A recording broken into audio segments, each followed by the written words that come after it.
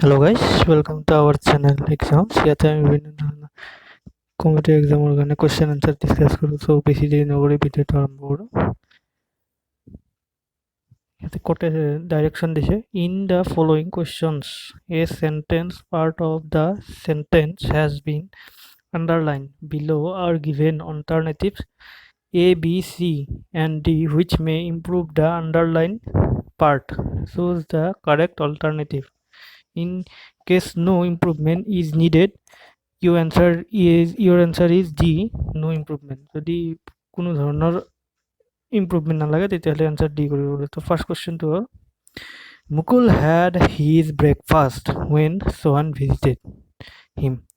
মুকুলে তাৰ ব্ৰেকফাষ্ট কৰি লৈছে যেতিয়া সোহান আহিছিল তেতিয়া তাৰ ব্ৰেকফাষ্ট কৰা হৈছিল। চ' ইয়াতে নো ইম্প্ৰুভমেণ্ট হ'ব কাৰণ বাক্যটো পাষ্ট টেন্সত আছে, গতিকে কোনো ধৰণৰ ইম্প্ৰুভমেণ্ট নহয়। If he has studied hard, he would have got a first class. যদি সি কষ্ট কৰি পঢ়িলেহেঁতেন তেতিয়াহ'লে সি ফাৰ্ষ্ট ক্লাছ পালেহেঁতেন। চ' বাক্যটো পাষ্ট টেন্সত, এইটো প্ৰথমটো প্ৰেজেণ্ট টেন্সত আছে, গতিকে এইটো পাষ্ট টেন্স লাগিব, গতিকে if he had studied hard হ'ব।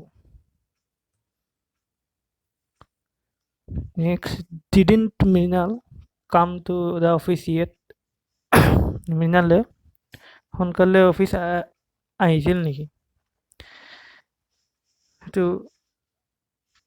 আহিব, খালো, গ'লো, তাতে আপোনালোকৰ সদায় simple past perfect present perfect tense বহে, প্ৰেজেণ্ট পাৰফেক্ট টেন্স বহে কাৰণে ইয়াতে হেজ নট হ'ব এনচাৰ, ডিড নটৰ জেগাত। When his teacher saw him last, he ran to catch the school bus. কি হ'ব এইটো? এইটো হ'ব was running, দৌৰি আছিল, বাছৰ পিছে পিছে দৌৰি আছিল বাছখন ধৰিবৰ বাবে, was running হ'ব। I asked her where is she going. I asked her, মই সুধিছিলোঁ তাই কলৈ গৈছিল, where she was going হ'ব, কলৈ গৈছিল বুলি ক'লো না, পাষ্ট টেন্সত পৰিল। নেক্সট হৈছে although he was tired, he went out to play. সি ভাগৰি পৰাৰ পিছতো সি খেলিব বিচাৰিছিল যদি তো নো ইম্প্ৰুভমেণ্ট, ঠিকেই আছে,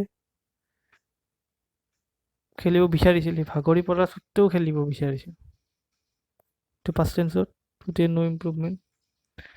নেক্সট হৈছে my father prefers to walk to ride. My fathers ৱাকিং টু ৰাইডিং হ'ব, খোজকাঢ়ি থাকি আৰু ৰাইডিং কৰি ভাল পায় আৰু। The patient was release from the hospital yesterday. Patient release হয় নেকি? ডিসচাৰ্জ হয়, ডিসচাৰ্জ। নেক্সট কুৱেশ্যনটো হ'ল you must apologise to his teacher for making noise in the class. এপলজাইজৰ লগত সদায় টু বহে, গতিকে no improvement. Her mother died from cancer, বেমাৰত মৃত্যু হৈ বুজালে সদায় অফ বহে, গতিকে ডাই অফ।